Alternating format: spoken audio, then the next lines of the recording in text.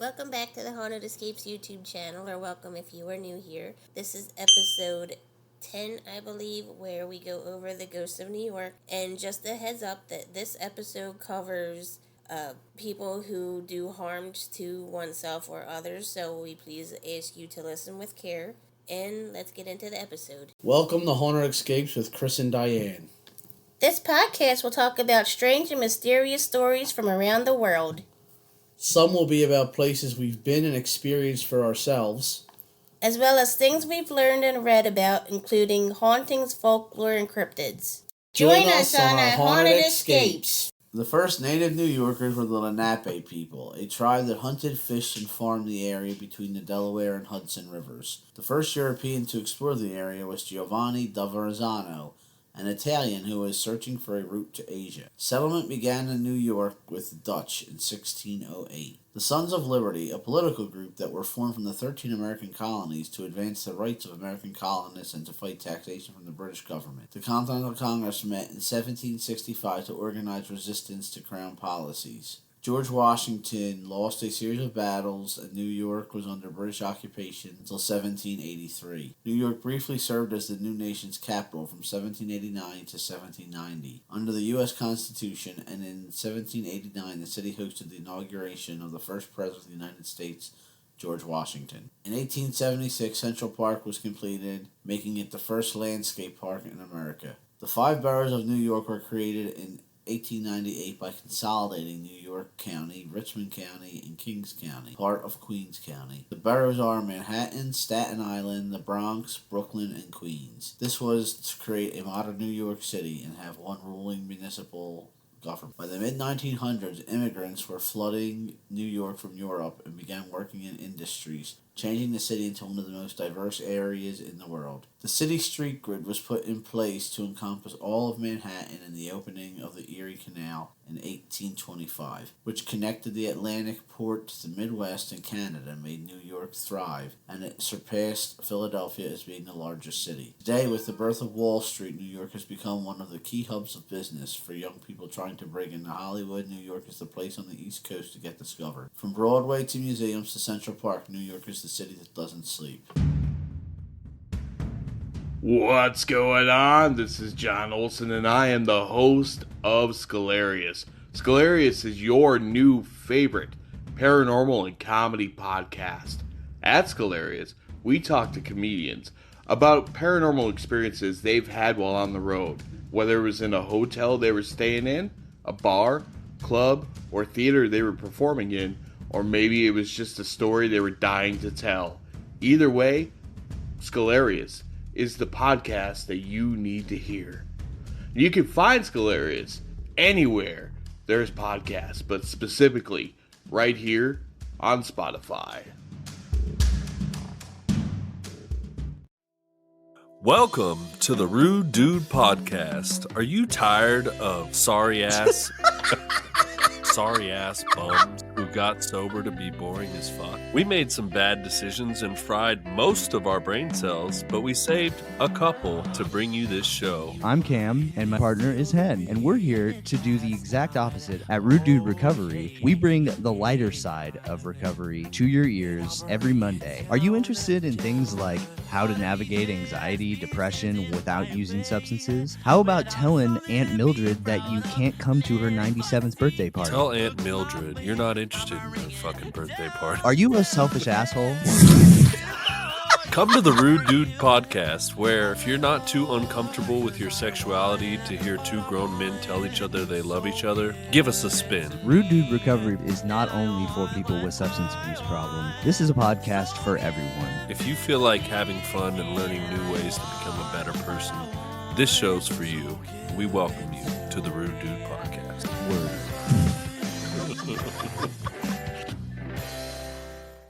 Welcome back to Haunted Escapes with Chris and Diane. Hello. So today's episode is on New York City. So me and Diane have been there a few times. Very first time we went there was in 2015 or 2016, and it was for Valentine's Day, and I took Diane up there to go see The Phantom of the Opera on Broadway. Yes, it was amazing. We went to the Majestic Theater, and It was really cool and really, really cold when we went there. Yeah, we went there and there was like a really bad winter frost had covered the whole area. It was like -5 or something when we were walking around. Yeah, it was really, really cold, and we had the matinee show, remember? Yeah. And we had to put on, like, fleece pajama pants under our clothes so we wouldn't freeze. Yeah, it was freezing. So, what did you think of New York when we were there? Honestly, it's just a big city. Yeah. I lived in Philadelphia. It reminds me of Center City, Philadelphia on steroids. Yeah, I mean, I guess, unless you're, like, from, like, the country or some rural part of the country, it might be impressive. But to people who live in the city or close to the city or work in cities, it is just a regular city. Yeah, it's big. I mean, it's huge, but it is just like a regular city.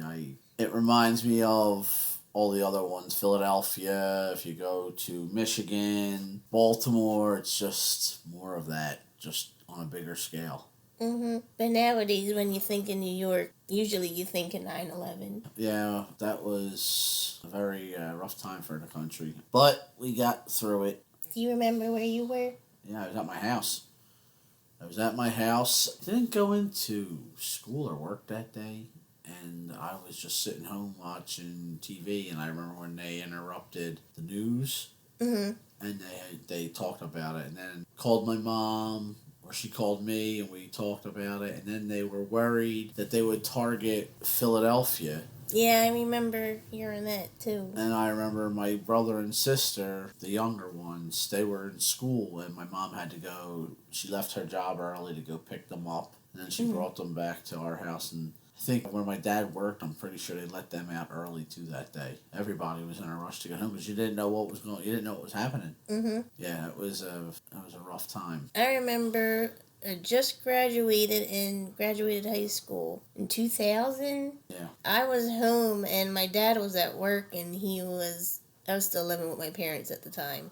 And my dad called, he was like, turn on the TV. And I turned it on just in time to see the second tower fall. When it collapsed. Yeah. Yeah. And then I was like, what is that? And he was like, well, it's a terrorist attack. And back then I was pretty ignorant. I didn't really understand the whole thing. And I was like, well, there's people in those buildings though. And my dad was like, yep, that's the point. And then after that, I remember just being hooked to the TV for days. Yeah, I think everybody was. We all were like glued on it to see what was happening. It was running around the clock. I know where my dad worked at the time, they were going to send people up there to help with the rescue because I remember, because our family does all ironwork, so we're all fabricators of steel and stuff. And a lot of the companies were sending units up to New York. Like they had a bunch of people who were going to go up there and they were going to help with cutting out all the people who had collapsed on. So I know it was, I don't know if they did it, but I think they were getting ready to, and then they had enough people or something like that, so they didn't have any more come. But yeah. Oh, that's a shame. And I remember America's a very diverse country. We have tons of different people, ethnic races, everything. It's so, and I remember when that happened, everybody just coming together for it, and it showed why we're the United States. And it's sad that it took something that horrible to bring people together, and it's sad that as bad as things have gotten nowadays, I hate to think it, you don't want anything horrible to happen, but that's what brings people together. Yeah, I remember everybody was just proud to be an American and loved everybody, and now things are quite different, but hopefully maybe we can get back there again. Yeah. Anywho, so... Not to be a downer the whole episode. Yeah. So, New York, very old city, obviously. It's got lots of history. It's got and where there's history, there's hauntings. And just to jump in real quick, we're not going to be talking about any possible hauntings near the Trade Center site or anything like that. We're going to be talking about hauntings of different places around New York. And there's a lot of them. We're not able to cover all of them in this episode because our episode would be a couple hours long.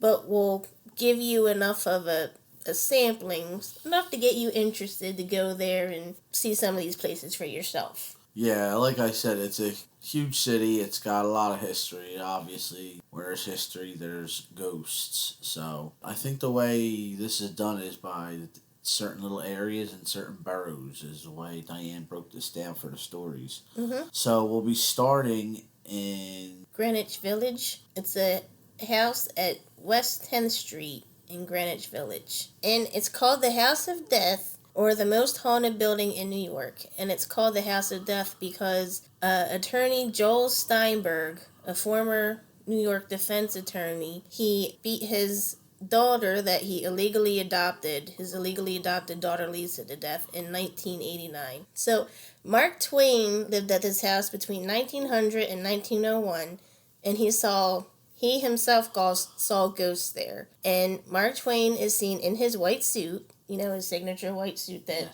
there's a lot of pictures of him in, climbing the staircase on the first floor. And in the 1930s, a mother and daughter even claimed to have encountered him sitting near a window where he stated, "My name is Clemens, and I have a problem here I gotta settle."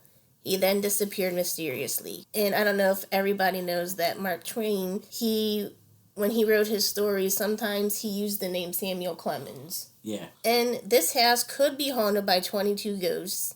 That's a lot of ghosts. And ghost hunters have seen a lady in white and also a little gray cat. Aw, poor kitty.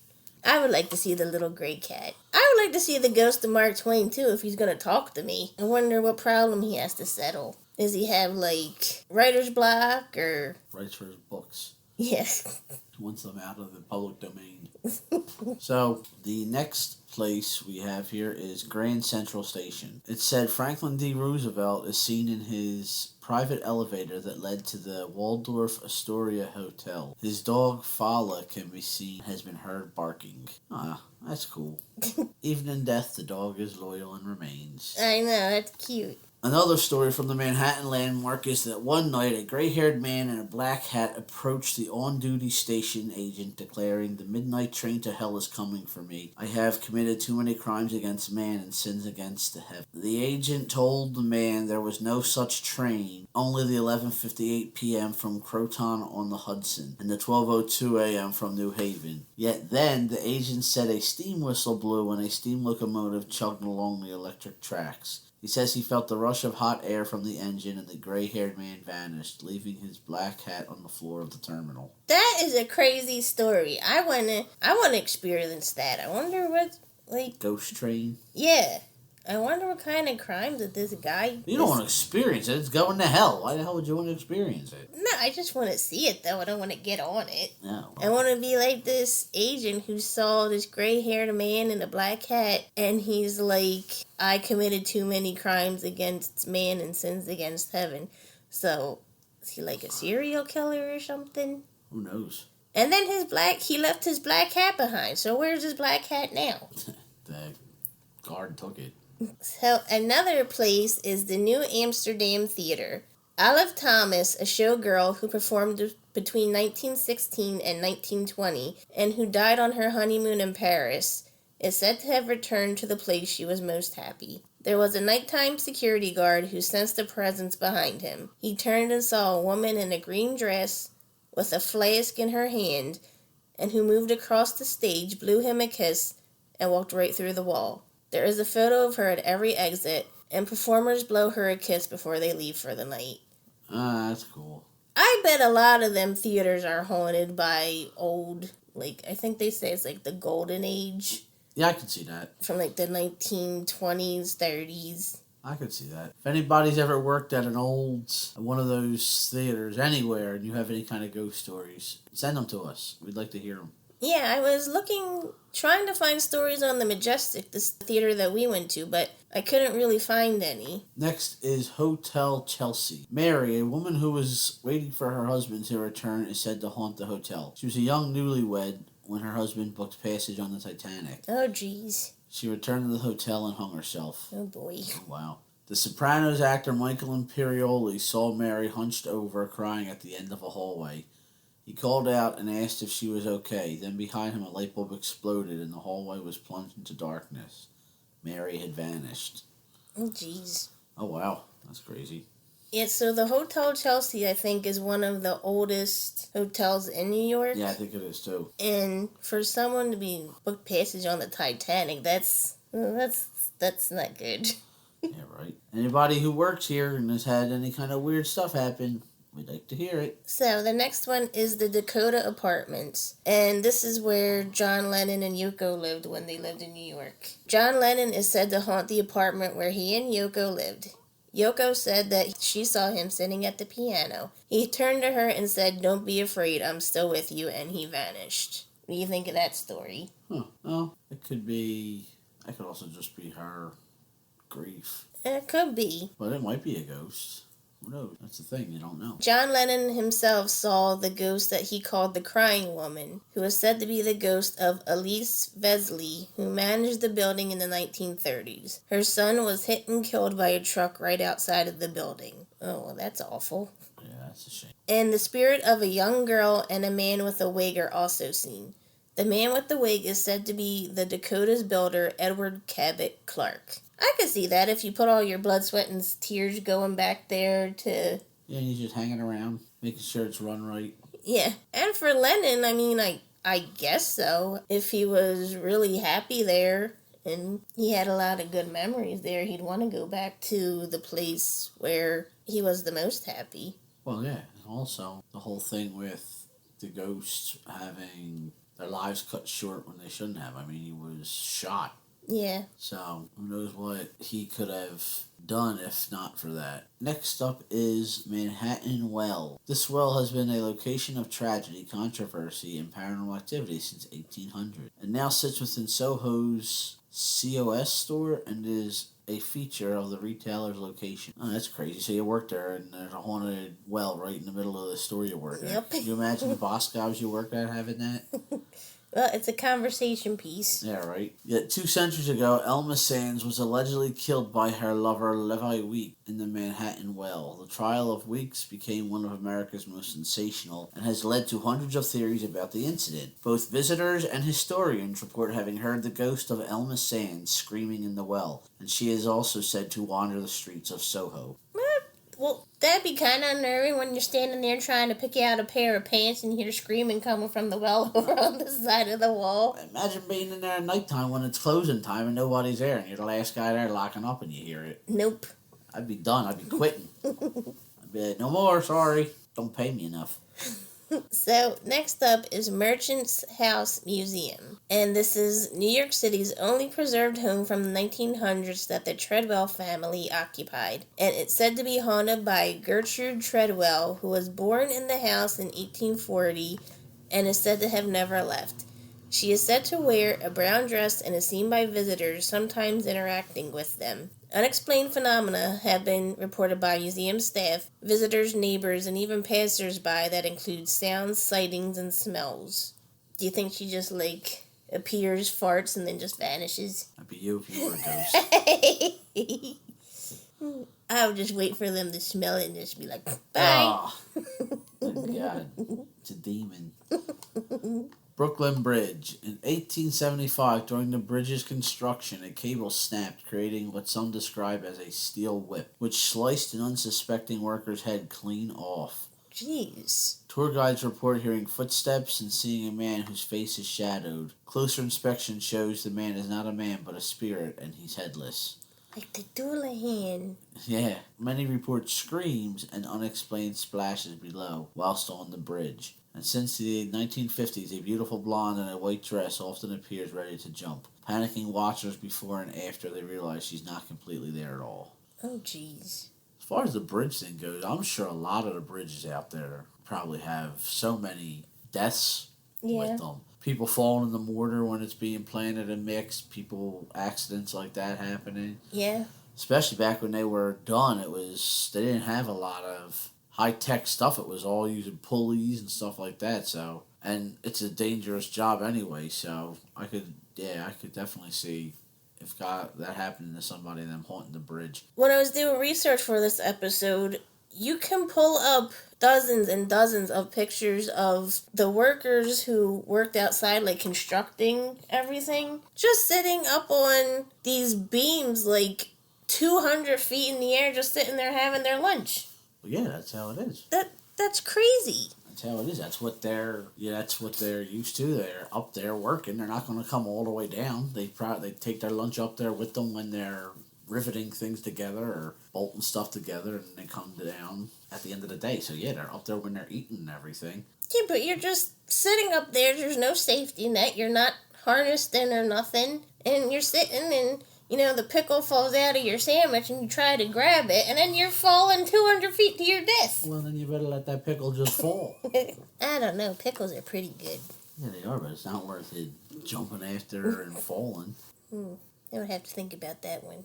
So you're telling me you would jump to your death over a pickle? Well, not on purpose. But you just said if you see a pickle fall and you would jump after it. That's on purpose. You're making the decision to launch yourself after a pickle. But I'm not launching myself. I'm sitting there eating lunch, right? And then the pickle starts falling. And without me thinking of it, I'm grabbing for this pickle and then I lose my balance. That is definitely the way I'd go. I'd do something stupid like that. Just let the pickle go. That's it. Pickles are delicious. Well, take a backup pickle. Or better yet, when you make your sandwich, don't put pickles on it when you're up there. Yes, I'd have to bring a backup pickle in my pocket. There you go. You just pop it out and eat a little candy bar. So the next is the Empire State Building. Evelyn McHale threw herself from the 84th floor. She landed on the roof of a United Nations car, and her death was said to be a beautiful suicide because her body remained intact with her legs crossed at the ankles. So suicide. That's what it's called. I'm not going to put it in the YouTube video, but if you want to look up the Evelyn McHale beautiful suicide pictures, you can look them up. Google has them. They're not graphic or anything, but it's very disturbing. And McHale's ghost has been seen by the Empire State Building visitors. She left her fiancé in New York and a note that said she wouldn't make a good wife. Her spirit might sometimes be confused with another red lipstick wearing the 1940s attired beauty who talks about the death of her fiancé during the war in Germany before throwing herself over the barrier. So there's two. Yeah, there's two. But, geez, if you don't want to get married, there's nothing to kill yourself over. Yeah, right, geez. Just leave.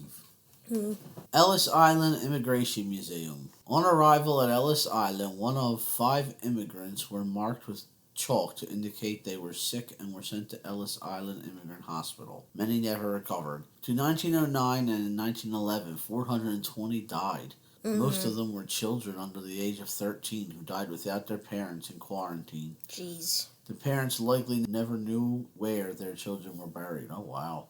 That's awful. That's a shame. National Park Service employees report doors opening and closing, furniture moving, to children's voices and crying. Yeah, nah, I'm good with that. So you gotta imagine that when you're closing up for the night and all of a sudden you hear this crying of a kid and you're running all over looking for them and there ain't none. Nope. The hospital's open for hard hat tours after being derelict for 60 years. One visitor says they were being possessed by a spirit that made them say get out over and over, leaving them feeling weak after the experience. Zach Bagans? That's what I was thinking of.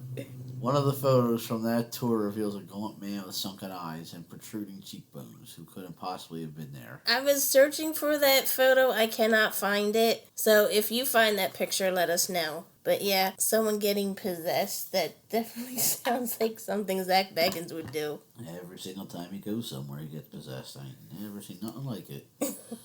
But that's the last ghost story we have on New York City. Again, there's tons and tons and tons more, but hopefully that piques your interest enough for you to want to get out and go visit yourself. Yeah, most people have probably been to New York, but if you haven't, definitely go give it a shot, because it is pretty cool. Times Square's really cool. Broadway, you gotta go to Broadway. The shows are all usually awesome. Yes. It's expensive, though. The restaurants around there are very pricey, so make sure you pack enough cash. But it is nice. It's fun. We'll be probably going back there again sometime in the near future. Don't go there in the middle of like a that was way too winter cold. advisory that we went, and it was frigid. But you got to see a good show. Yeah, we saw the Phantom of the Opera, and it was awesome. So, yeah, that's everything for today's episode on New York. Like I said, there's a ton out there. People probably have way more that they could talk about. If anybody out there has listened to any of this, have any stories, have worked in any of these places,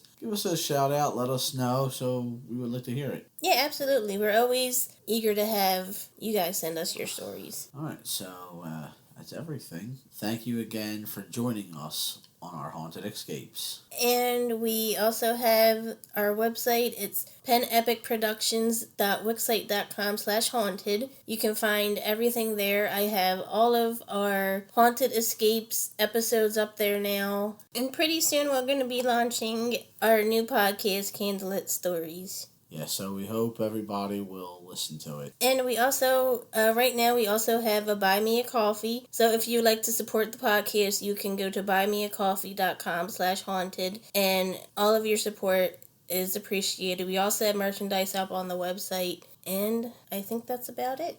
Yeah, I think that's everything. Follow us on all of our socials, Facebook, Instagram, and TikTok.